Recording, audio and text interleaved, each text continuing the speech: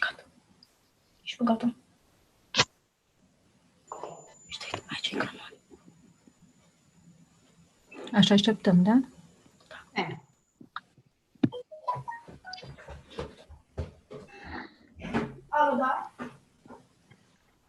Okay, hello to everyone once again. Do you hear me? Let us have a little bit check if everything works. Do you hear me? Yes, of course. Okay. Welcome everyone. Hello to everyone and welcome to the webinar Innovations and Intellectual Property in Times of Pandemics. Before starting, I just wanted you to establish and to agree to some common rules. Please mute your microphone. That will help us to have a better, let's say, signal. Please, during the presentations and once the speakers were I do speak, please mute your microphones. And only once the presentations are done and the speeches of the speakers are finished, you can unmute and talk afterwards when we will have Q&A session.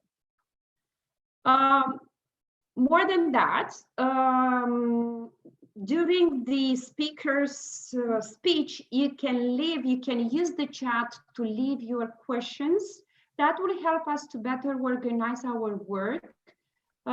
So once a speaker is done, we can go by questions in the chat, and that will help us to use more efficiently the time for our webinar. My name is Rodica Crudu. I'm an associate professor and PhD, a Jean Monnet professor and Fulbright fellow at the Academy of Economic Studies of Moldova. But for this webinar, I am the coordinator of EUPROIN project, which is a Jean Monnet Support Association in European integration studies in intellectual property. That's a project that is financed by the European Commission, and the institution that implements this project is Association of Legal Culture Henri Capitan with its subsidiary in Moldova. So Association Henri Capitan in Moldova. So the main idea of having this webinar is to celebrate the World Intellectual Property Day that usually every year is celebrated on April 26th. So that was the reason of having a specialized event for this day in the framework of our project. This webinar is organized in collaboration with our partners, and I would like to start with our main partner in implementing this project is the State Agency on Intellectual Property, with which we manage, and we are very proud to have signed a cooperation agreement. So we'll see later on that one of the speakers within our webinar is provided by the State Agency on Intellectual Property. And I want to use this opportunity to thank AGP for their support, but also we have the Alliance Française and the Embassy of French Republic of Moldova that is also helping us in implementing this project. More than that, because networking powers and we have the support of the many other organizations. So that also, this event is also considered as a free market roadshow event. Usually in this day, we had to have a traditional event with Austrian Economic Center, a free market roadshow, but because of the pandemics and the situation that we are all stuck in our houses, so we've decided to have a digital tour, ephemeris tour. So it happens that we agreed with the Austrian Economic Center to have a broadcast and a live stream also on their website. By the way, you can look over the link in here that you see, a freemarketrs.com digital ephemeris tour. See other webinars that are organized online. Let me tell briefly about, before going to our speakers, to tell you a little bit about the project, just briefly. As I mentioned, this is one of the activity that was planned to be organized in this project. And the main objectives of the EUPRAIN project is to raise the awareness and importance of intellectual property rights towards the progress of a legitimate economy and a progress towards an area of shared prosperity and good neighborhood between EU and Moldova. Also because IPR field is so wide, so we do have a lot of activities that do target different audience in Republic of Moldova. So for example, we have youth seminars that are oriented towards disseminating tailor-made information about the framework of IPR protection in EU and Moldova as well as to increase the cooperation between different stakeholders in Moldova that are involved in intellectual property rights protection, as well as to strengthen that cooperation between the stakeholders.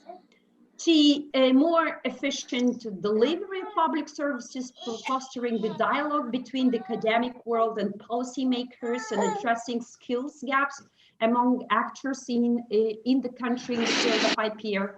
So in this sense, we'll have few tailor-made workshops for business field as well as for the youth in this country, to enhance visibility and scientific resources, research results in the field of IPR studies, and to improve the general understanding about what EU has managed to do in this field, and what are still the challenges, achievements and challenges that EU and Moldova, on the other hand, faces in the field of IPR protection.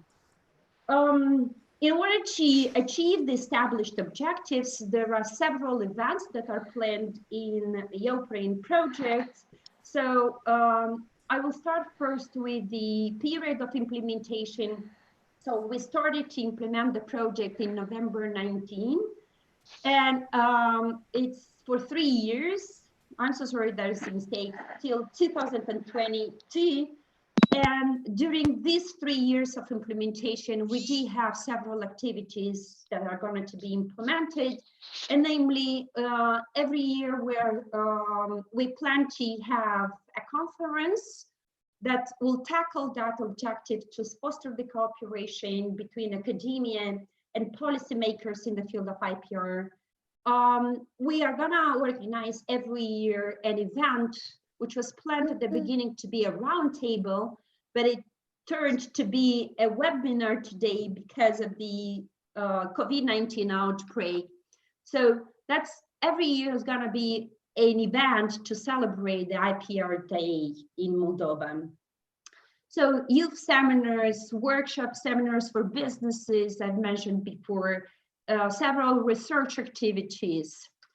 What is the target audience? As I mentioned, there are different stakeholders that are involved in IPR protection. And we started with business environment, of course, the policy making, youth, as well as academia, research, and not least important, the civil society, which has proved to have an important role in the decision-making process in the Republic of Moldova.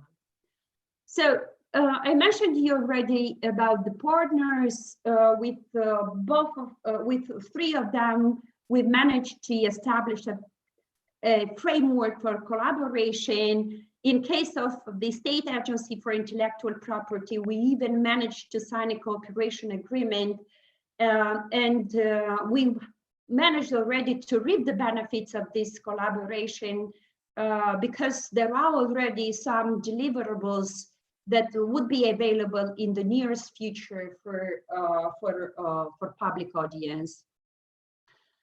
We are at the beginning. It was meant to be the second event because the conference was supposed to be organized on 12th of March, which was postponed for a later period. And it happens that we are at the first event, but if you want to be in touch with us and to participate in all the events, so please follow us. So here you see the website of the project that hopefully next week will manage to make it visible to everyone. We just want to make sure that everything is perfect, yeah. But on the opening next week, you'll have already a lot of open educational resources available on the website. But also you can reach us through the mail. And you can see the mail of the association, as well as we have an email that is specifically designed for the implementation of this project. And also, as social media proved to be a very good platform for engaging into discussion and reaching the target audience. So we are on Facebook. So you see the name of our association on Facebook. We are also on YouTube, but you'll see a lot of links on Facebook from our YouTube channel.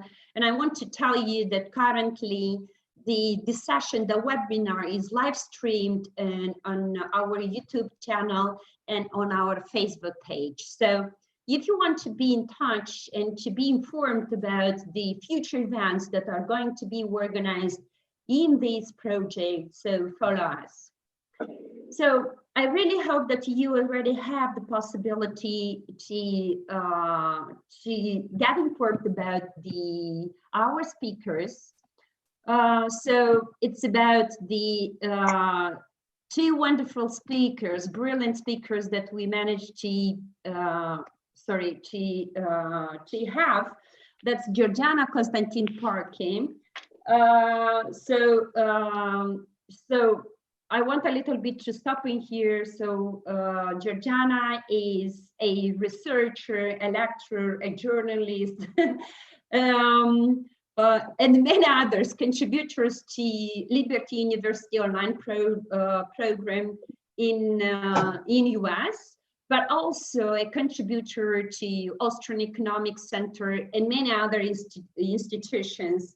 But I put in here, decided to leave the affiliations to Liberty University and Austrian Economic Center, because currently Georgiana is working for the Liberty University in the US, but also the way I've got to meet Georgiana is through Austrian Economic Center and Free Market Roadshow I mentioned before. And the next speaker is Natalia Kaisim, which is the head of the Department of Patents for within the State Agency on Intellectual Property. So Natalia also had huge experience in patenting and intellectual property protection. And I'm very proud that she has accepted our invitation to join our discussions today. So before giving the floor to our brilliant speakers, and we'll start, by the way, with Georgiana, and then we'll follow to Natalia. And the reason was that we want to start with a global approach and then focus on a national approach. Why this webinar and why this topic?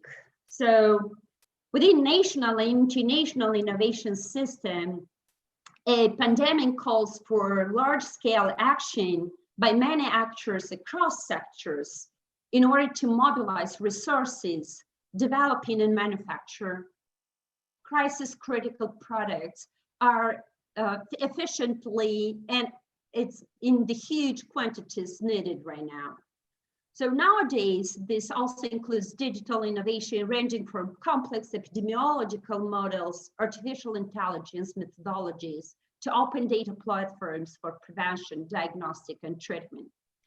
Amongst the many challenges during this pandemic period, innovation stakeholders and manufacturing firms particularly find themselves suddenly engaged in a new relationship, possibly even with firms that have been competitors prior to pandemic. Those stakeholders are thus likely to face intellectual property related challenges. Unfortunately, to the governmental decision makers, these challenges might not appear to be of paramount urgency compared to the many huge operational challenges to deploy urgently needed resources. However, if intellectual property challenges are considered too late, they may cause delays to urgently mobilizing resources effectively. Manufacturing firms currently could be reluctant to fully engage in the development and mass manufacturing of crisis-critical products. So this is just the background, I wanted to start with. And I would love to invite our speakers to reflect on the COVID-19 pandemics and how it proved the innovations and intellectual property and what is their role in the times of pandemics. So currently, I want to give the floor to our first speaker, and that is Georgiana Constantin-Parke. And I want, before you start, Georgiana, I want once again to thank you, for your effort. So currently, Georgiana is in US, and it's 4 a.m. in the morning, and she has accepted to join us. Thank you for extra effort with Georgiana. So the floor is yours. Thank you very much. Yeah, I always think like it's almost like just getting on the plane and going to Europe. You just don't have to be in there for 7 hours. So this is better.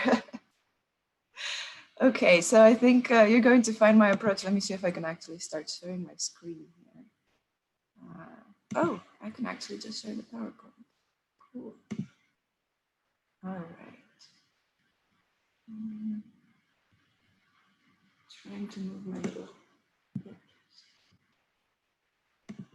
For those that joined us and still Georgiana is preparing her presentation, for those that join us a little bit later, please leave in the chat your name as well as your background. And while our speakers are talking, do not hesitate to leave in the chat your questions. And after the presentations, we'll switch to chat to try to answer to all your questions. Thank you in advance. So Georgiana, the floor is yours. Thank you. So my approach is definitely global. I think you're going to find that interesting. And I'm excited that there are so many people here who are just specialized in IP. So if I say something that perhaps you find that didn't hit the mark, definitely bring that up. And I would love to have a discussion around it. But might be a little different than what you expected in terms of what I'm going to say about IP. So the presentation is very close to the title, Disruptive Innovation and IP in the Time of Pandemics. I call it pandemics because it's not just the COVID we're dealing with. There's a lot of misinformation going around and all sorts of issues like that. And that's kind of an informational pandemic as well. So I'm looking at the relationship between how all of the circulation of ideas and intellectual property mixes with government and then government intervention and then mixes with the pandemic that we all have to deal with right now. And I just wanted to start a little bit about what disruptive innovation is, where you have the process by which a product or service takes root in a simple application, and then it's at the bottom of the market. Just wanted to start off fresh. Maybe somebody's going to watch this and they don't exactly know where it is that we stand with all the terms. And it usually is something that is less expensive and more accessible, and then moves up the market and takes everybody by surprise and just takes hold of the market. I don't know how you guys can see me over here. I hope everything is pretty visible. Of course, not all innovations are disruptive, even if they are breakthrough. And the other thing about these disruptive innovations is they're not always the best type of invention. It's just there, it's out there, it's a good option for people. It's maybe the only option for some people, but it's not the best technology out there. Usually it takes a while for it to get really good. I'm gonna go just, kind of fast through this because I don't know exactly how long this is gonna take me and I don't wanna take up too much time. So it contains an enabling technology, something that makes it more affordable and accessible to a larger population. It has to have an innovative business model. So either it targets non-consumers or low-end consumers that companies maybe don't pay too much attention to because they're not very profitable. And there must be a coherent value network. So this is where suppliers, partners, distributors, customers, they're all better off because of this technology and if it prospers. And we have over here some examples. I'm gonna keep moving my face around the screen here. Maybe I can minimize it. Ooh, I did it, okay. Some examples of this is video streaming. I think most of us can remember how poor Netflix was at the beginning and it wasn't really that big of a deal and nobody took it that seriously. And now today, at least in the US, it's one of the biggest streaming services available. Radios, transistor radios were a big deal. Online encyclopedia and references that went ahead and really replaced Encyclopedia Britannica, for instance. Smartphones, we know that revolution, which actually disrupted the market for laptops, interestingly enough. Of course, personal computers. Here in the US, retail medical clinics, photography, light bulbs like LED light bulbs, P2P accommodation, which is person to person, which is like Airbnb and HipCamp, where you no longer have to go and just stay at a hotel. You can actually go and stay in somebody's house for a lot cheaper. Personal copiers, and so on. And I wanted to point out a few future disruptive innovations, just two of them, in fact, that we're seeing right now. 3D printing technology, and this is something that you can see where consumers really kind of almost just, sometimes they don't even go online and order something anymore. All they do is get the plastic and they make it themselves, which I think is fascinating. And online education and really online platforms in general. But I guess the biggest disruptor in online education is not necessarily the sustaining innovation, which is the education within academia, within an actual university, but rather the massive online open courses like I think Allison is one of them, and a lot of other courses that are available for people for free or for really, really cheap. Moving on to IP. So in general terms, intellectual property, it's a product of the human intellect and the law protects it from unauthorized use by others, which is wonderful. The ownership of intellectual property creates a limited monopoly in the protected property. And it is traditionally comprised of 4 categories: patent, copyright, trademark, and trade secrets. This is a great thing that we have. It incentivizes innovation. Obviously promises you an income for something that you've created. A few initial innovations can financially sustain others. If you're really into whole, research and development, like a big university, and you have a patent on something, that can financially sustain you through future patents and future inventions that you want to bring to the market. And of course, it protects your hard work and your investments because you're actually getting something for it. However, disruptive innovation and IP do have a complicated relationship.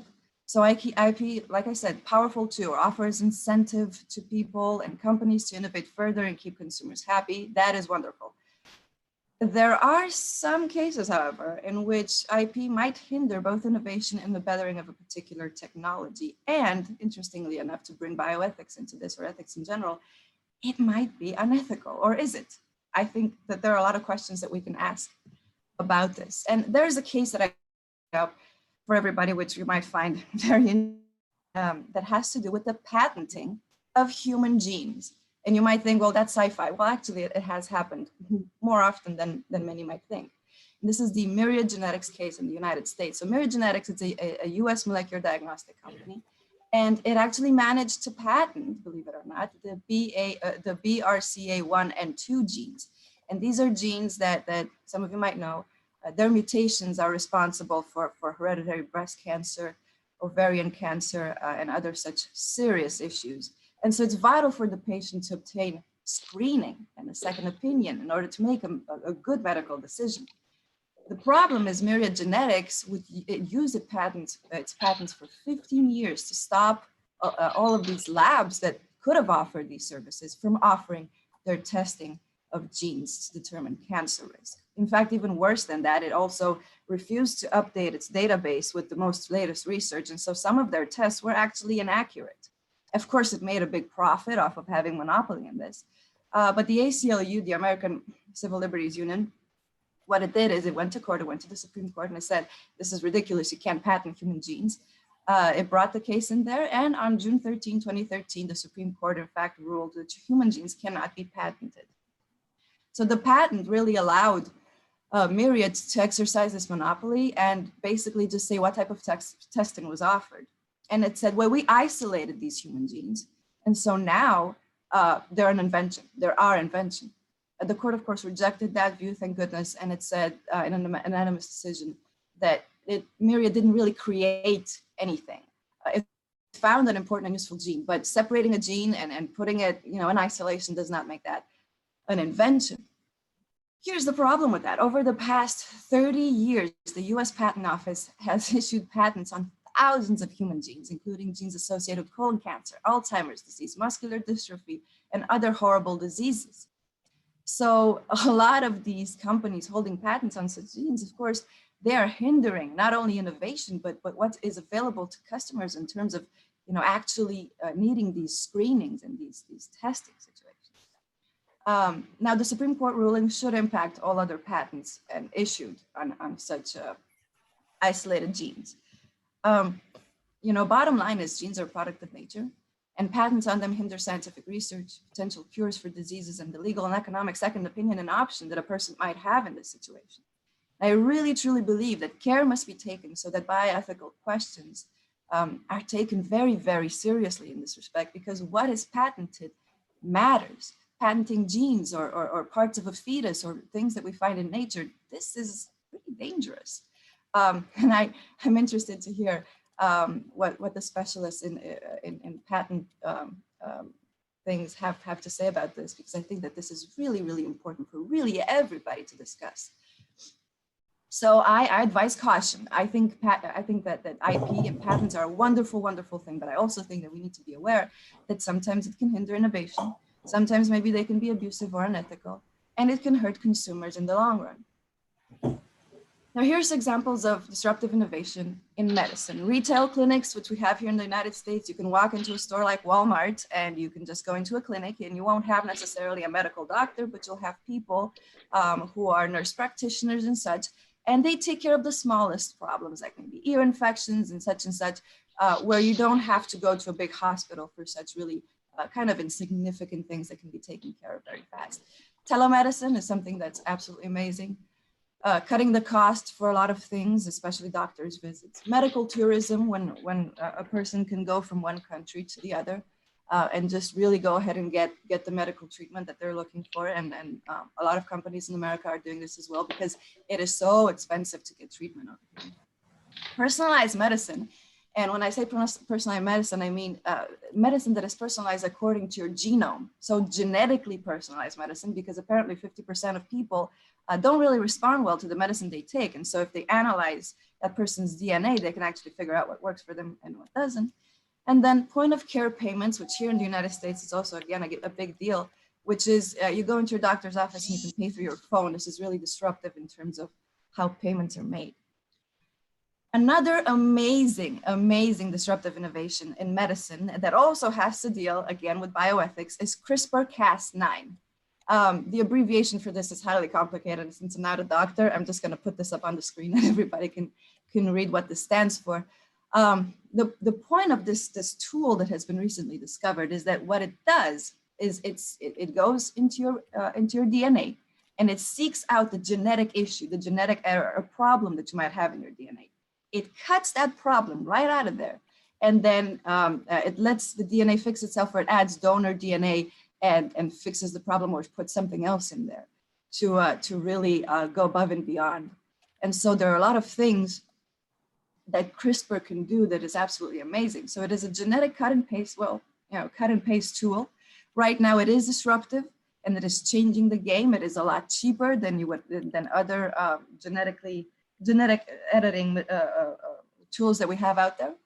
And there is an ongoing patent case between the Broad Institute and MIT and UC Berkeley going on around it. Some applications for CRISPR are potential cures for cancer, correction of genetic issues that cause horrible diseases, blood disorders, blindness, cystic fibrosis, muscular dystrophy, Huntington's disease. It is a potential cure for AIDS in the way that it works. It could potentially resurrect other extinct species. It could eradicate pests or the diseases that they carry, such as mosquito diseases, which we all know are really horrible, from West Nile virus to all sorts of encephalitis. And it also has applications, of course, in agriculture and in bioenergy. Again, I do want to caution, because I believe that with CRISPR, especially, bioethics must be considered and applied carefully. We want to be sure that we know as much as we can about the consequences of potentially bringing back other species or genetically making a species go extinct, or all of these things that we might be playing with. And also we have to make sure patent law, when it comes to patent law, that it must be used to not limit the benefits of CRISPR. So all the joy that we can working sheets that we were. I'm sorry, I'm getting somebody on talking. Was actually collected together. That's okay. So, you know, the questions are, how many of these applications will be hindered by patenting, and how many of them will be helped by it? Nowadays, with the pandemic going on, we must not let our guard down in terms of, well, basically everything that I talked about, because government abuse appears during times of crisis, and we must be alert when it comes to the trajectory that our freedoms take. So freedom must be protected. Any regulation passed during a crisis must be watched carefully so that they can be changed or shut down after the crisis. And government should allow for innovation during these times. Now, we want to be sure that we don't make mistakes and leave things, for instance, such as the Patriot Act in the United States, you know, and not really take this into consideration after the pandemic is over. And I have heard stories, you know, from people trying to go to church for Easter, and there being a police car over there telling them you can't go in here. And so they chose, okay, well, I can't go to church, I can go to the store. And so they went to the store and they gathered over there and they sang the Easter songs and such things like that. And, you know, you have to leave your house and you have to have a declaration in Europe. There are a lot of things that are happening that we must make sure that we're not going to allow to keep happening afterwards. So I think that the answer in really all of these things that I've brought up and the way that they connect is balance.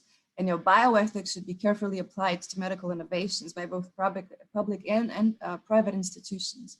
I think a harmonious dynamic needs to exist between intellectual property and disruptive innovation in a way that they try not to hinder each other. They try to get the benefits out of each other.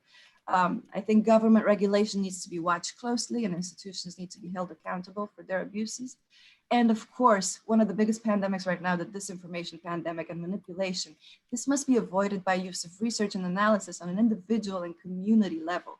It really is up to the individual to be able to make a difference in all of this.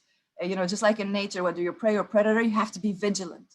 You have to be aware of what's happening to stay alive and to prosper. And that basically was my presentation. So thank you very much for putting up with however long I've been talking. Thank you so much, Georgiana. I think it's better to go by the next presentation and later on to come up with Q&A session. Yeah, is that okay for you? Yeah. Thank you so much. I still keep encouraging you guys to leave your questions in the chat. That will help us to better organize our discussions. Now, thank you, Georgiana, very much for presenting. It's really, really important what you have been mentioned, that those disruptive innovations and IP sometimes is gonna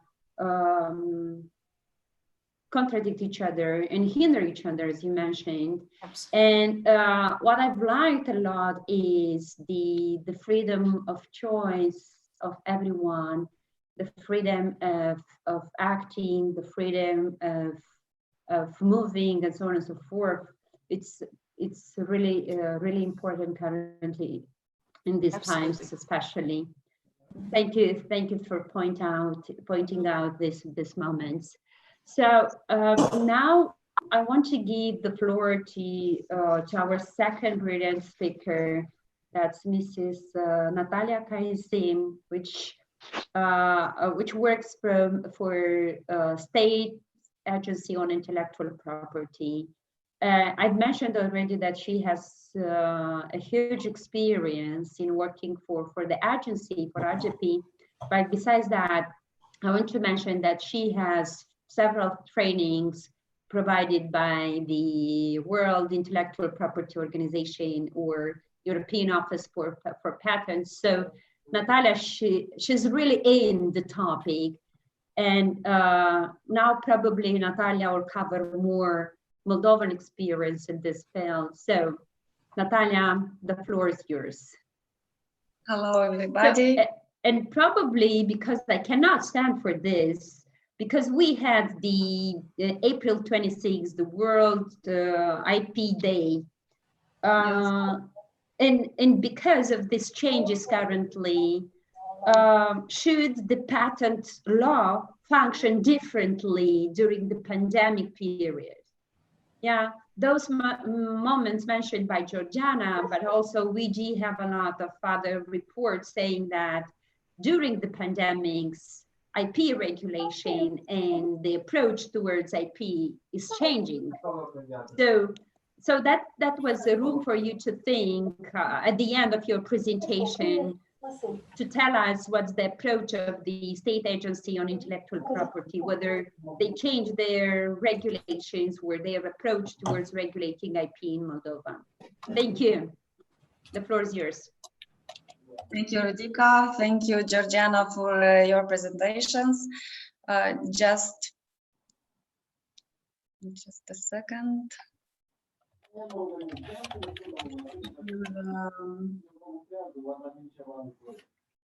My presentation.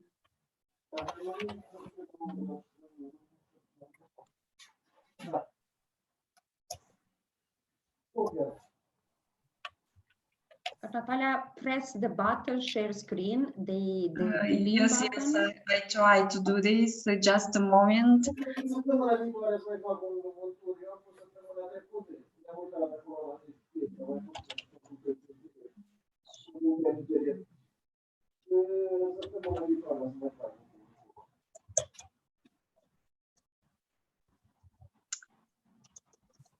Just a moment. So here Natalia is fixing her technical problems. So I want to look through, probably you managed already to look through the chat, and we see that we do have a quite diverse audience today. And we do have a lot of representatives from academia, that both students and professors, but also administrative staff from academia. And we have one question here from Sandra Brozova. Thank you, Sandra, for joining us. She's with us from Prague. University of Economics from Prague, Faculty of International Relations. Ca să chem raportaj. Doamna Lucia Ușurelu, please mute your microphone. Otherwise, we are hearing everything that you are talking about. Please, okay, thank you.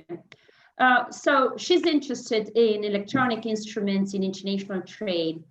And we can expect that current restrictions contributes to more frequent use of electronic solutions in the near future. For example, blockchain. The question to speakers, do you think that blockchain can act as a reliable safeguard for IP protection? Yeah. If Natalia, did you manage to fix your Just a technical moment. Okay, so I if- try to find. I tried to find my presentation in the mobile phone, but I don't know why I can't see my presentation. Just a moment. Okay, so meanwhile, can you, Georgiana, a little bit elaborate on the question of Sandra, of Mrs. Brozova? Right, that's an interesting question. Although I'm not a specialist in either IP or blockchain, I know that blockchain is a secure technology. So really anything that adds more security to something, I think would absolutely be useful and would have good applications. But I think this question is probably directed better to somebody who actually either knows blockchain better or knows the IP situation better and how it is at a state level. So maybe it's something that's up to individual states as well. I don't know. It's interesting. Definitely a good question. Okay, thank you. I think blockchain could be definitely used to keep traceability of all IP objects that are issued, or those that are protected, or issued an official document on behalf of the authorities. And of course, there are a lot of discussions around the blockchain technologies and the destructive way they're influencing and impacting not only IP, but also other areas or types of activities. Natalia, you are using your mobile phone. Find my presentation. I don't. If you are using your mobile, you have to use the same, because I see that you are using two devices. You have to use the same device. Or if it doesn't work, you can just tell us the presentation, because I'm sure that it's just really interesting whether we see it or not. We just probably just need to hear it. Natalia. I can't share my presentation. Yes, because you have your presentation in computer, but you are using your mobile phone. No, it is in my phone, but I can't, I don't know why. It is downloaded in my phone, but I can't find it. Okay, Natalia, we can do it the following way. I will try to enter again in the Zoom.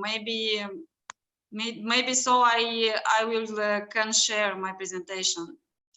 Look, we can do it the following way. You start talking, telling us what is about your presentation, but meanwhile you can send it by to my email, and I will share it.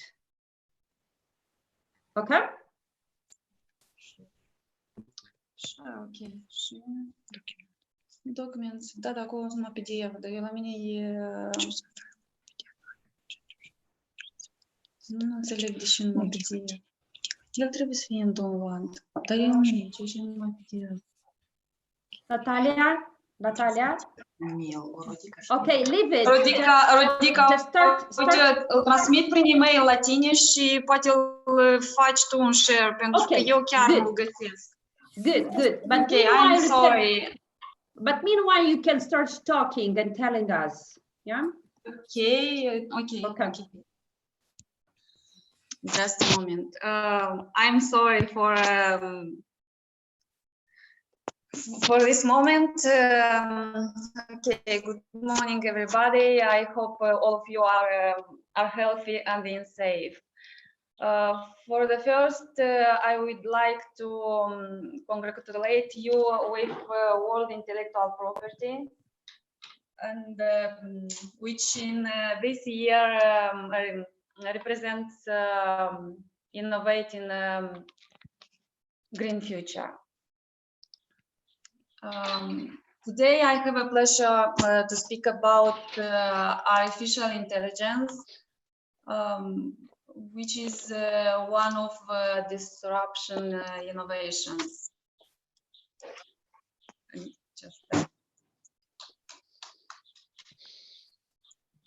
I will send my presentation for Rodica, and I hope you will see my presentation.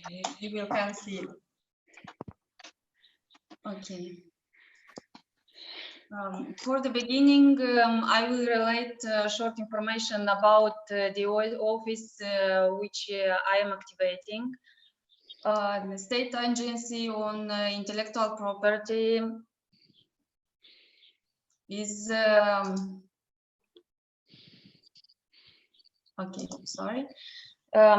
is responsible for promoting and implementing activities in the field of legal protection of intellectual property related to industrial property rights, copyright, and related rights. Internationally, our agency represents the Republic of Moldova in the World Intellectual Property Organization, other international and regional organizations for intellectual property protection, maintains and develops collaborative relationships with them. Rodica, I sent you my presentation. Maybe I'm just ready to share with you.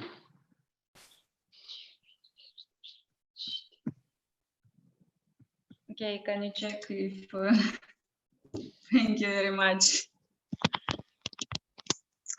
Okay,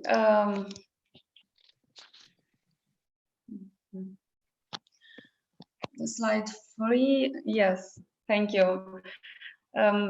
In my view, an example of modern disruption innovation is artificial intelligence. What exactly is artificial intelligence? It refers to the simulation and the human intelligence in machines that are promoted to think like humans and mimic daily action.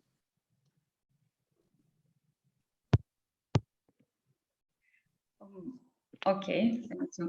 I will speak about just only one case, about Davos case. This is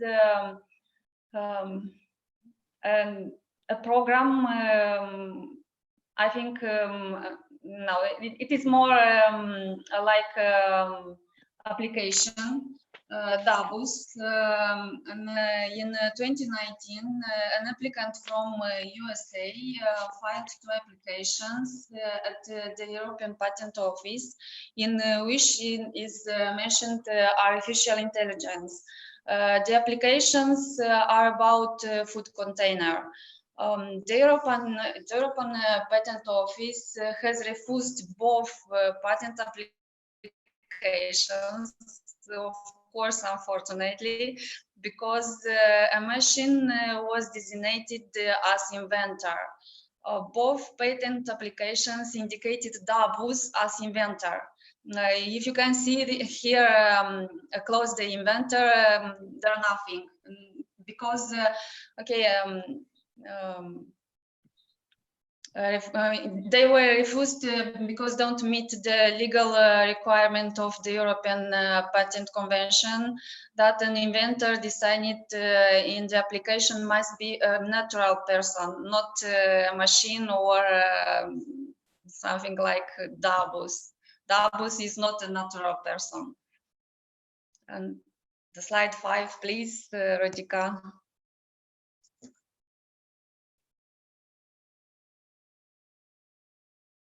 Okay, artificial intelligence is being used to fight the virus of all fronts: discovery of outbreak, diagnosis, drug development, and stoppage. With its ability to learn quickly from data relating to the novel coronavirus, artificial intelligence saves time in designated lab tests, in analyzing and making new vaccines. In a pandemic, time is the most important, because cases with this virus are increasing every day. In the following, I will talk about each step in the light of patent information.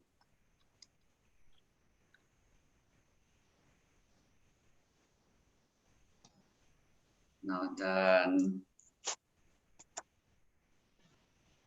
okay. Okay, thank you. Now we will find out how is developing this field, and patent information search will help us. I did make a short patent search in SPICEnet database. This database was created by European Patent Office. Here I used keywords artificial intelligence and coronavirus and 2020. I indicated this year 2020 because we are in the pandemic time, and for us it's very important to know what is the situation today in patent system, and how the fourth industrial revolution, artificial intelligence, can help fight coronavirus. Here I got, you can see, I got 11 results, and the first document is the most recently and represents a dynamic system for epidemic disease outbreak prevention and control. I think all of us heard about Health Map, which is a digital map using artificial intelligence and our technology to constantly track the spread of coronavirus in the world. The map provides the public a continuously updated pictures of the outbreaks reach. The second step about outbreak.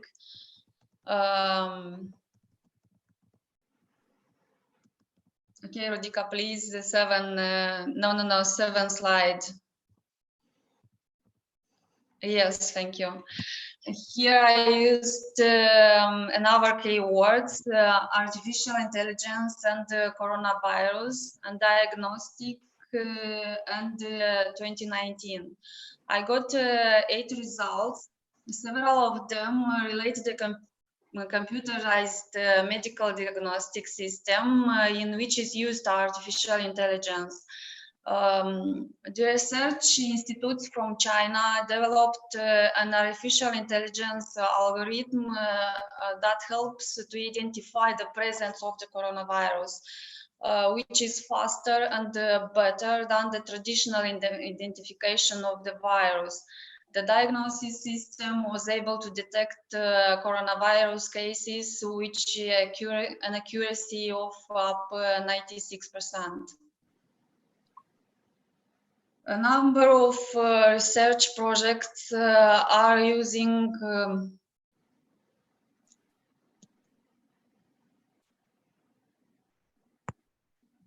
I'm sorry.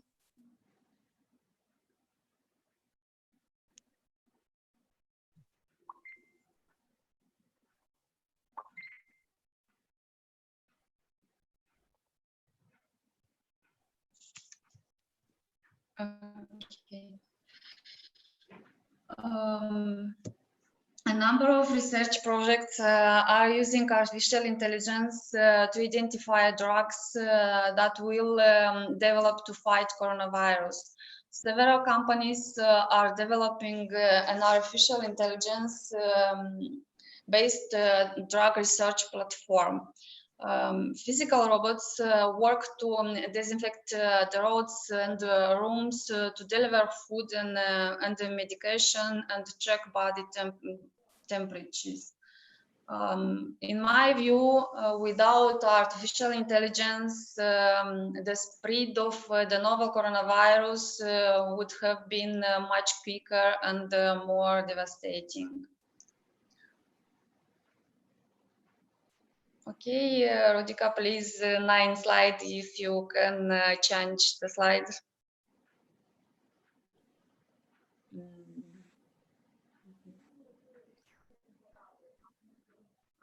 Okay. I spoke about physical, yes, please here, stop here. At the end of my presentation, okay, I think it's mandatory for me to present to you the new search facility for patent scope. database to support COVID-19 invention efforts. This facility will provide for all us an easily accessible source of information for improving the detection, prevention, and treatment of diseases such as the novel coronavirus. We can see here those documents can be accessed in 10 languages, and the fields like diagnosis, medical treatment, artificial respiration, informatics, and other. PatentScope is a database created by the World Intellectual Property Organization, SpiceNet, which I spoke above, and PatentScope are free and huge databases. They comprises more than millions of patents from the world.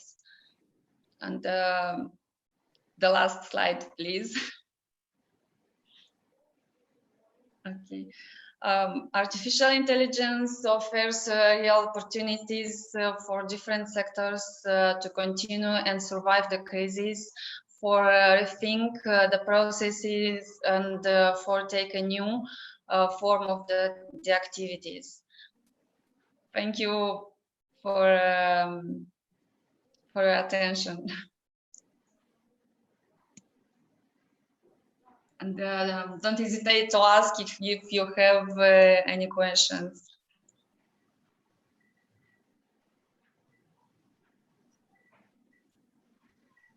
Thank you so much, Natalia, for your presentation. It was really insightful. Now I want to open the floor for questions.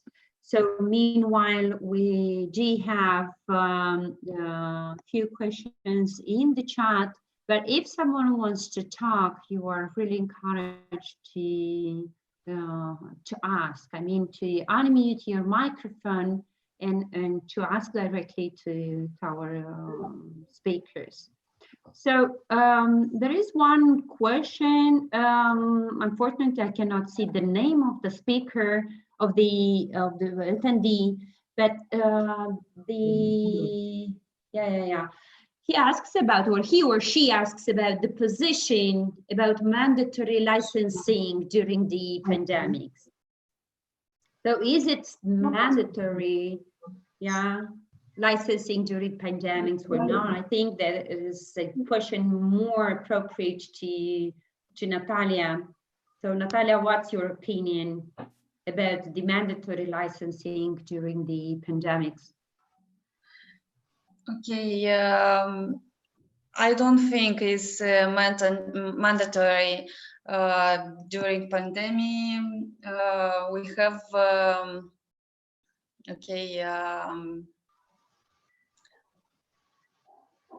the terms about to do some activities. But about licensing during pandemic, I am not sure if it's mandatory. I think here are, I saw one question about artificial intelligence. Right? Yeah, yes. Mm-hmm. So another question, thank you. Another question was that, I just want to figure out the question in the chat. It was about the artificial intelligence. So because you, Natalia, was referring in your presentation about this, what are the distinctive elements of the artificial intelligence? Okay, it's very important. I will speak about the patent system view. From patent system view, artificial intelligence is it's something new in patent system. but this is something like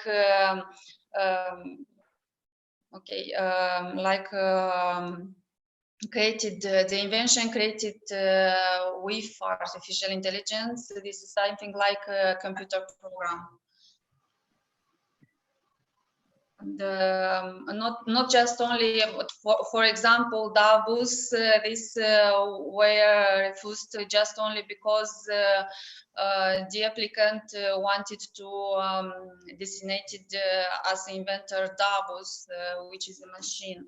But if he designated a person, I think he would have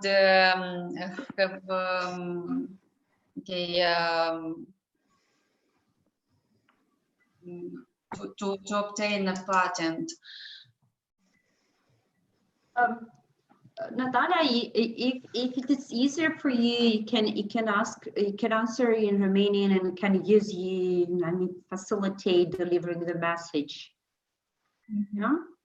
So meanwhile, we do have another question in the chat. What the best of your knowledge are the chances that artificial intelligence could acquire some sort of e-personality so as to be able to be recognized as an inventor or an author of an invention? Do you think that such a framework is feasible? Thank you, Irina Buzu, for this really good question. Mm-hmm.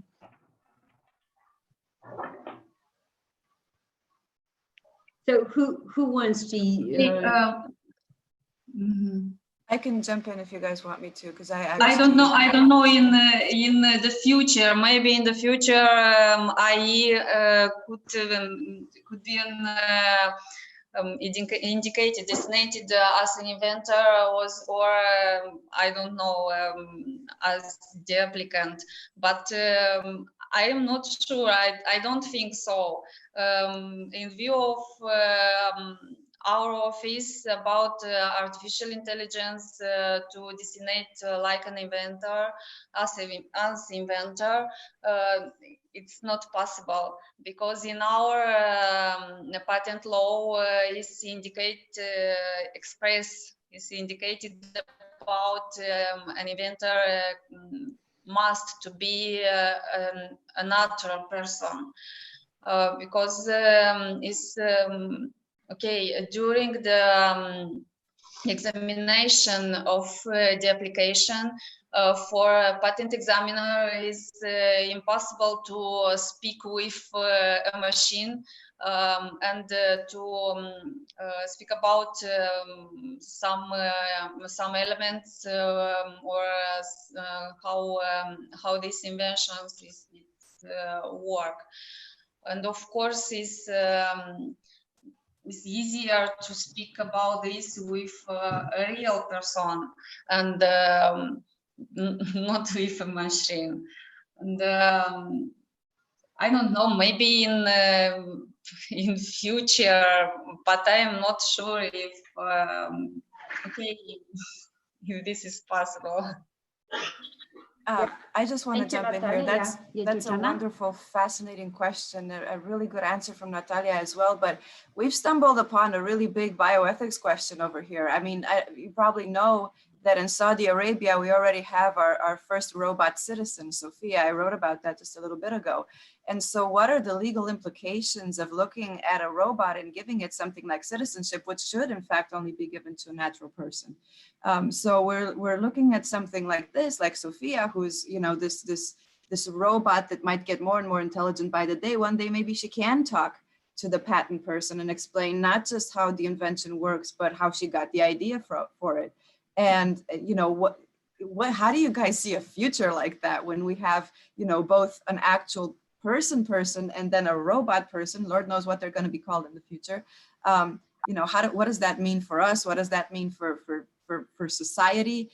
And what does that mean for the rights of or we're going to be talking about the rights of a robot in terms of patent law? And what does it mean when a robot can create something? You know, are they one step closer to maybe being a little bit like us? Yeah, so that's a really kind kind of crazy, interesting question for the future, you know. Yeah, thank you, Georgiana. Very good point, because I wanted to mention as well about the Sophia robot that was given the status of a citizen, a person, yeah? So, of course, that we are talking about uncertainty, about the unknown future, where we cannot forecast what would be the society and what would be the impact of technology in the nearest future, because we see that it's changing not every day, but every second, yeah? And we've seen how these technologies turned to be used as opportunities during the pandemics. So we are currently conducting all the classes online, even though 1 year ago, it seemed like, oh, that's an achievable mission to do that, and we cannot have the result that we want just having without having a face-to-face contact and a direct contact with students. But now it seems that we embrace those challenges and turn them into opportunities. And I can tell about my and my colleagues' experience that we managed to reap the benefits of these technologies and still have very good and qualitative classes with our students by using these technologies. For example, today, back in time, no one was aware about the fact that we can do such meeting, yeah, and reaching such wide audience in such a short period of time. And even though having brilliant speakers all over the world and attendees in here, and just it was a matter of click, yeah? So it changes everything. So innovations changes everything, but I think it raises another moment, another, I mean, idea to think about it on is the protection of the innovations. Are those authors are secure about their innovation? What's the security of the author in the digital field? And how it's going to be perceived by the decision makers and authorities towards evaluating, because back in time we had very rigid frameworks for evaluating the, let's say, the share or the percentage of the innovation share. Currently, because it's everything different, yeah, and everything is changed, so it seems that the mission and the work of the authorities, it's even harder. So how they could assess whether this is new, where this is new, where this is new only for our country, where this is disruptive, it's changing everything, and something for the global level. So so thank you for pointing out these moments. So I think we have a comment, Dorin Chumil, which wants to come in. By the way, it's my fault, guys, to tell you about the team, the implementation team of this project. It's me as coordinator, but I'm very proud to collaborate with wonderful professionals in implementing this project. And Dorin Chumil, Mr. Chumil, is one of the members of the implementation team. So besides that, we do have Natalia Mogor, which works for the State Agency of Intellectual Property. And we have also Mrs. Olesya Plotnik and Elena Chokina, that is also part of the implementation team. So sorry for that. That's emotions, you know, all the time. So I want to give the floor to Mrs. Chumil. Mr. Chumil, he wants to come in with some comments in here. So Dorin, the floor is yours. Bună ziua, și vreau să fac și eu un comentariu la cele întrebări care au fost comentate de către colegii noștri și vă mulțumesc pentru comentarii foarte consistente, dar vreau să punctez nuanța juridică a problemei, și anume recunoașterea inteligenței artificiale ca și obiect a drepturilor civile privite separat. Cred că în cazul Republicii dar și în anvergură internațională, este important de a schimba accentele privind recunoașterea actului juridic civil, și anume acele efecte care se produc independent de voința persoanei. Atâta timp cât acte juridice, inclusiv patentele, descoperirile, toate obiectele care sunt recunoscute ca obiecte ale proprietății intelectuale, vor fi legate de voința directă a intelectului uman, a omului. Deci nu putem vorbi despre reglementarea separată a inteligenței artificiale ca obiect unic a drepturilor civile subiective. Vreau să remarc faptul că nu cunosc legislații contemporane pozitive care cuprind sau stabilesc acte juridice, adică fundamentul legislației civile, comerciale, în afara voinței a omului. Deci, în momentul în care legislația pozitivă va merge pe posibilitatea creării de efecte juridice separat de voința omului, vom avea și acel câmp deschis pentru dezvoltarea recunoașterii inteligenței artificiale ca și obiect separat. Cred că juriștii înțeleg mesajul profund pe care îl lansez, dar acele exemple care au adus atât Georgiana cât și Natalia în comunicatele sale, ele ne deschid calea socială, deci economică, a acestei necesități. De motiv că noi nu putem aștepta roade ale gândirii umane atunci când avem nevoie sau când avem necesitate de a găsi o soluție urgentă pentru anumite descoperiri, inovații, cum ar fi și rețete pentru combaterea COVID-ului, care reprezintă urgențe, reprezintă reacții iminente ale,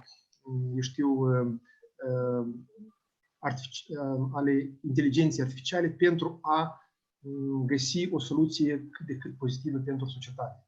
De aceea sunt mai multe exemple și chiar domeniile pe care le-a indicat Georgiana în implementarea inteligenței artificiale, ele deja sunt recunoscute, deja sunt utilizate, doar că nu au un fundament juridic în acest sens. Aici, jurisprudența sau juridicul întârzie dezvoltarea factorului economic sau social. Și toate aceste probleme pe care sunt abordate, ele urmează a-și găsi reglementare în cadrul legislației civile, legislației proprietății intelectuale, pentru a răspunde cerințelor actuale. Asta este poziția mea și întemeierea juridică a pozițiilor pe care le-am auzit expuse de către colegiile noastre într-o formulă extraordinară. Felicitări! Okay, Ms. Chimil, I just want a little bit to summarize, before giving forward the word to Georgiana to summarize, because we do have attendees that are not understanding and not speaking Romanian. That's one of the reasons we decided to do this webinar in English. So the position of Mr. Chimil was that the innovations currently are evolving so fast that currently we do have a gap in the legislative field, which doesn't allow us to regulate those innovations, as was in the case of artificial intelligence. And the idea of Mr. Chimil was that is a huge necessity currently to find those solutions to somehow to put that on a juridical basis, and also to think upon the economic and social aspects of all these technologies and innovations, how they could be better oriented towards to us tackling those societal challenges that we are currently facing as it is the COVID-19 pandemic. So the general idea, to sum up, is that we as academia and other parts of stakeholders of IP ecosystems need to think upon of identifying these gaps and find solutions, legislative solutions for these gaps. Thank you, Tumin, Mr. Tumin. So Georgiana, you wanted to come up with a comment? Yes, I was very excited when I heard his opinion, because this is exactly what I was thinking about. It's exactly what I wrote about when I talked about Sofia. I mean, before the legislative branch, before anything that had to do with the juridical branch had any chance, any opportunity to even start this conversation, you know, Saudi Arabia went ahead and said Sofia is a citizen, and citizenship implies personhood. So they made this artificial, I want to say life form, but we're not sure about the definition of life yet, artificial intelligence. They made her a citizen, which, you know, it implies personhood. So I think that is so important, especially for people in the legal field, but also for the rest of society, to carry out this conversation and really think about all of these things, you know, before they come out, so that we can catch up with them, so that they don't, you know, before anybody can talk about it, here's a situation and it impacts the legal field directly, and the legal field is unprepared for it.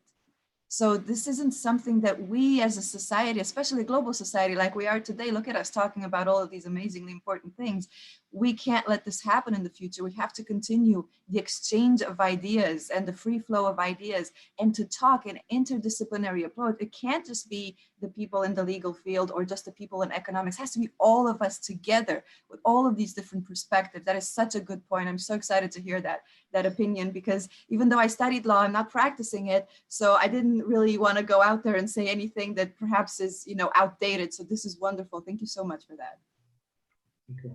Yeah, this is one of the reasons we have in here participants from different levels, because that was the main objective of this kind of events, to gather together people with different backgrounds, but coming up with ideas in tackling a challenge. Yeah. So in this way, we do have another question. So many countries are using cell phones data to track people's movement in response to COVID-19 pandemic.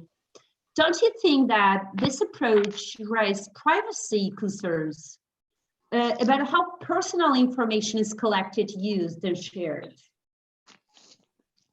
So who wants to contribute to that?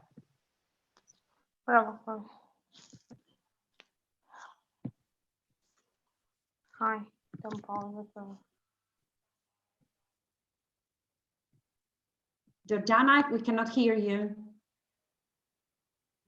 Sorry, hello. I wasn't sure if somebody was trying to jump in or if it was a technical issue. But this thing with the cell phone tracking, we've talked about this before, and it's something of grave concern when it comes to our freedoms and our liberties, especially if you're not exactly aware that that's happening. And a lot of the things that our phones do, we're not always aware of. You know, how you talk about what you would want to buy online, and all of a sudden Facebook comes up with an ad. How did that happen, you know? So these things I think are dangerous. These things I think we need to keep track of. I don't think that they're a terrible thing to know where people are necessarily during a pandemic, but at the same time, you gotta ask yourself, what really is the point of that? If you know where a person is, but you're not sure whether or not they have a certain virus, or that they're in close proximity to another person, I mean, this gets really foggy at a certain point. And so you have to really kind of not let your guard down, just like I said earlier, and try to keep whoever's doing this accountable, whether it's private institutions or public institutions, the government companies, Google. We know we've had a lot of discussions about Facebook and Google and crazy things that they're doing, which, you know, I think we need to have our guard up and to be really careful. And it's kind of abstract to say that. I mean, what do? We have our guard up. Okay, we're careful. How do we keep these things? How do we make them take responsibility for something like this? That's something that we definitely need to think about and kind of figure out together, you know, as a community, I think. Yeah, thank you, Georgiana. One more question. Natalia, do you want to come in with a comment to the question? I'm here. Okay. Just let us know, yeah, when you want to come up with a feedback to the question.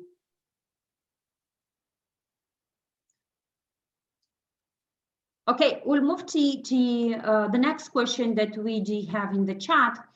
As the world becomes interconnected through 5G technologies, intellectual property may be more at risk. What are your thoughts on unauthorized access to data, intelligence sharing, and how could it affect the integrity of intellectual property? What protective mechanisms could be used to reduce such risks? I think Natalia is a question more for you. Okay, 5G is okay. 4G or 5G, I think is the same. Just only 5G is the height level, but I don't know about the risk.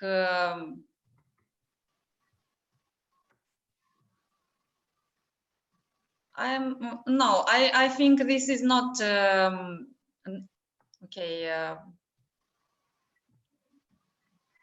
O să încerc să vorbesc în limba română. Deci okay. 5G, da, 5G nu cred că ar fi un risc pentru deci chiar însăși pentru noi oamenii. 4G la fel de periculos, să zicem așa, legat de toate undele astea care se utilizează, și în 5G este aceeași. Prea multă informație Natalia, despre... cred că era întrebarea, îmi cer scuze, era întrebarea, de fapt, prin perspectiva protecției și proprietății intelectuale, pentru că aceste tehnologii dau, de fapt, acces multora la date personale. Întrebarea era cum de fapt, acestea influențează integritatea, da? Proprietății intelectuale în cazul ăsta, și dacă există în legislație careva mecanisme care pot fi utilizate pentru a reduce astfel de riscuri. Deci, legat de proprietatea intelectuală și 5G, nu sunt chiar așa. Okay. La noi nu am văzut deci invenții legate de 5G. Și ce este legat de proprietatea intelectuală, brevetele, ele toate sunt publice. Deci nu este o informație, ea este o informație confidențială până la publicarea invenției. Odată ce invenția a fost publicată în toate bazele de date, evident că ea deja este publică, deci toți oamenii pot să o citească, pot să o vadă, doar că ei nu au voie să o utilizeze în cazul în care este un brevet deja. Deci, pentru că el are protecție teritorială. Legat de accesul la informația asta personală, deci eu nu aș vedea aici o problemă că să fie ceva. Asta poate să fie despre date personale legate, eu nu știu, în documentele personale, dar ce este legat de brevete, asta și este cel mai important, deci în brevete, că anume o invenție, deci inventatorul învață ceva nou publicul și deci el permite oamenilor ca să cunoască invenția sa. Deci de aia, asta și este cel mai important, ea să fie publică informația, deci ca invenția să fie publică. Și nu aș vedea aici un risc. Deci, dar ce este legat de informațiile, de datele personale, asta este mai mult legat de bazele de date, nu a brevetelor, deci nu din sistemul de brevete, dar dintr-un alt sistem, ele fac parte. Deci aici cred că ar trebui să se gândească deci alte instituții,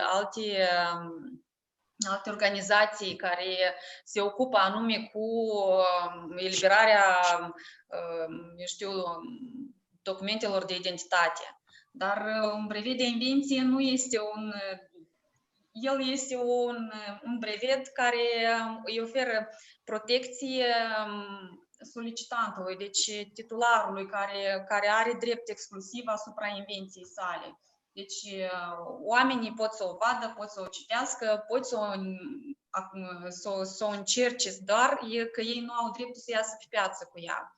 Deci, dar ce e legat de accesul la informație, asta este anume din punct de vedere a sistemului de brevetare, deci este chiar un plus, pentru că deci pentru noi ar fi ok ca accesul să fie la informație cât mai liber, cât mai ușor în utilizare și nu, pentru noi chiar ar fi mai bine, dar vă zic, ce este legat de datele personale deja este la altă instituție, da. So just to sum up for those attendees that are not speaking Romanian and not understanding Romanian, so the position of Natalia towards the question is that AGP as the state agency is looking whether to authorize or to give the authority to the author or to the creator of these inventions, but in fact, they are not looking over the spillover effects of using those technologies or those inventions. So when giving a patent or granting a patent for invention, they are looking to specific criteria, but not to GDPR protection of data protection. So just in short, I know that we do have also other representatives of state agency on intellectual property rights, and we have other experts in the field of IP. So you are encouraged also to participate into discussions as well.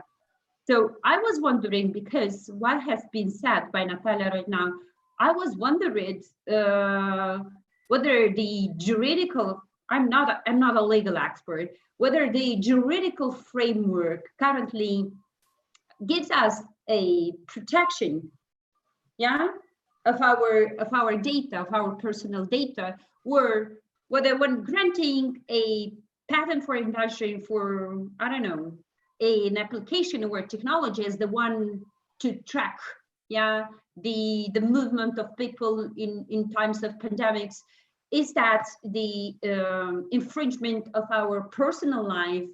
Is that giving us the feeling that you are all the time traced? Yeah, is that infringing our freedom? Yeah, that's a question to you, and you are guys encourage you all to participate into discussions. But for now, it is a open question. I mean, a question that I think that every one of us could ask himself. So I see Natalia that wants to come in, isn't it? Sorry. Yes. Thank you. Natalia Mogol, do you want to come on? I have troubles with my audio, but may I first of all thank you and congratulate you for the organization of this webinar, and I'm really glad and proud to be part of this team, this wonderful team, and also, I would like to congratulate our speakers who were in a position to speak about a very, very sensible topic nowadays. I mean, of us, we are really concerned, let's say, so about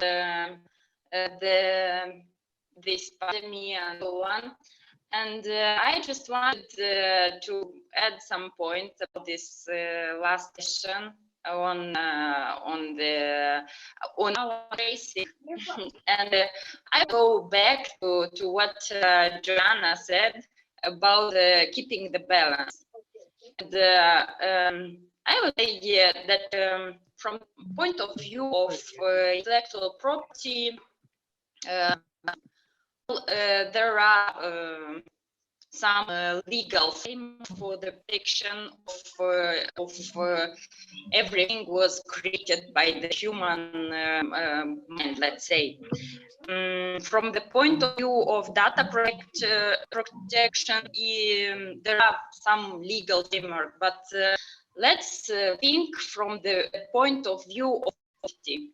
And I really believe that we have to protect our data, of course, our personal data. And when we speak about intellectual property, we speak about our personal data. I mean, my personal code is not intellectual property. I mean, it is like personal data, and those that are protected, and not my about something I invented. I think I believe this is what Natalia wanted to put, that it is not invention is protected, but is publicly granted to the public, and it is not about protection of personal data. And if we are going to this very sensitive question about creating, I not feel comfortable about this thing, but for the sake of safety, I think this is reasonable way. I mean, to somehow control the spread of the pandemic. So I think that sometimes we have to understand that we have to provide some extra data in order to be safe. So this is my personal opinion about this last question. Yeah. Okay, thank you, Ms. Mogol. We are proud to have you in our team. Yeah, thank you, and thank you for your comment. Any other comments? Any other question?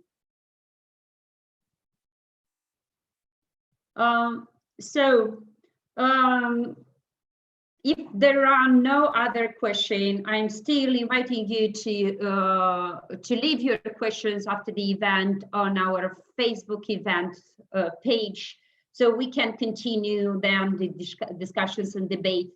But at the end, I want each speaker to have a wrap-up session, a final message towards the today's webinar, and I don't know, some ideas to look forward to. So I'll give first the floor to Georgiana, and then to Natalia as the consequence of your speeches. So Georgiana, please. Thank you very much, and thank you to everybody. I'm always so excited. I just want to jump in and talk to everybody at the same time. It's crazy. But these are important questions, and they're really, really good things that everybody's been talking about. This is how we need to handle pandemics. This is how we need to handle basically everything in society by communicating and going forward. So I think the idea, those two things that I talked about when I first started out, which was balance and vigilance, I think would be basically my kind of also almost call to action to people. So even when we talk about our personal data, of course you want that protected. But in the times of pandemics, I've seen some things here in the United States where people were trying to build masks for doctors, and because of patent law and intellectual property protection, they weren't able to do that, or somebody was saying, oh no, that's our design, you can't use that, but people were dying. And so this is why balance is so important. Yes, you want that protection. Yes, you have to have it. Otherwise, nobody would make anything if you're not going to make something out of it, some money to feed your family for that. But as much as it's important to have that protection, it's also important to be able to really share certain things like, well, I don't know, human genes, that I really can't believe something like that happened. I was shocked when I first read that somebody was patenting our human genes out there. So there has to be a balance between the sharing of information, the release of property, so you can't own everything. I think that's important to know. And what you do own, what you do create, I think that in fact does need protecting. But in a time of pandemic, you also have to think about that. You got to be generous with certain things sometimes. And at the same time, I think when it comes to our freedoms and our liberties, this is one of the things that really goes exactly there, you know, because you make the choice. If this is a patent that I hold and people are dying right now and I can help, well, this is me, this is my moral value. I want to help somebody. So go ahead and create this. It's a limited time, but let's save some lives and things like that. And so that's kind of the message that I want to go out on. There are a lot of questions I would like to address, but I feel like we're going to be here forever if I do that. So maybe we'll do that another time. Thank you, Georgiana. Thank you so much for your ideas. So, Natalia. Okay, thank you. Thank you, dear participants, for your comments and for your questions.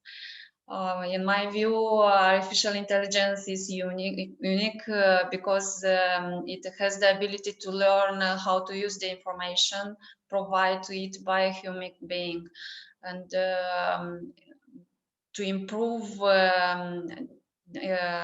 a field by using information provided with minimal human intervention. I think, okay, artificial intelligence is something new, not all in the world, but in the patent system and in intellectual property system. And of course, we can't ignore this. This is the fourth revolution, and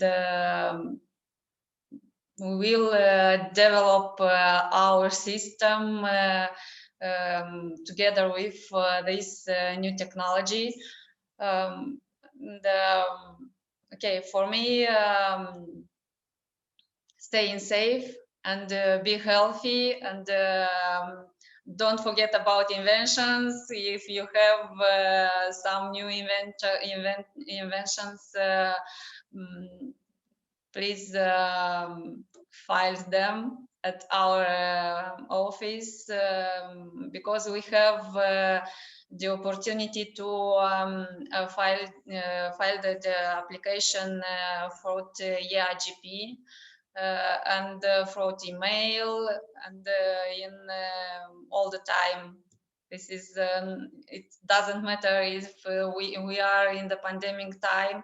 This is not a problem because EAGP is working without us, and you can file the inventions, and not only all the intellectual property objects. Thank you. Thank you, Natalia. And I just want to have a wrap up of everything that was said, and I want to focus on those moments that I really think that are important to be repeated once again, and probably not just twice or 3 times, but more and more. That's about the balance, as Georgiana was mentioned. So in these times, the most important thing is to be able to have that balance. Yeah.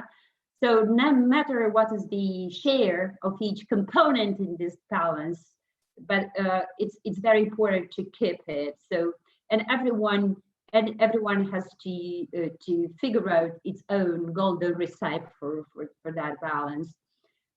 Then sharing and generosity is another moment, especially which is highlighted during this time, the pandemic times. Yeah, so we need to be solidar with one each other. We need to share our knowledge and experience. It's worth to mention here the openness of the countries to have those platforms for sharing. For example, EU has launched different platforms to gather all the data, that comes up from different corners of the world, and to provide this open access to this data to any researcher, in belief that might help to have a vaccine faster than expected. Then release of property. It's also a very important moment in these times. And at the end, of course, freedom to choose, freedom to act, freedom to change, yeah, freedom to tell the entire world what do you feel and how do you feel and what is your beliefs towards the issue and so on and so forth. And probably it would sound weird, but still the question that I do have remains still open, and namely, should the patent law work differently in the terms of pandemics?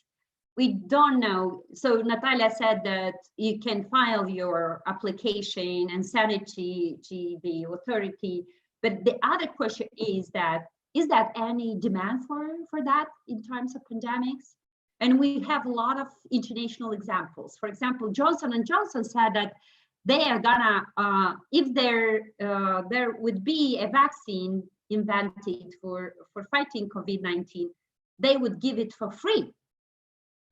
I mean, they would sponsor it. So in this case, the matter of intellectual property is quite diluted. It hinders the investments that are going towards those startups that are currently working to invent that vaccine, where those research teams that are focusing on this problem. So it raises a lot of uncertainty.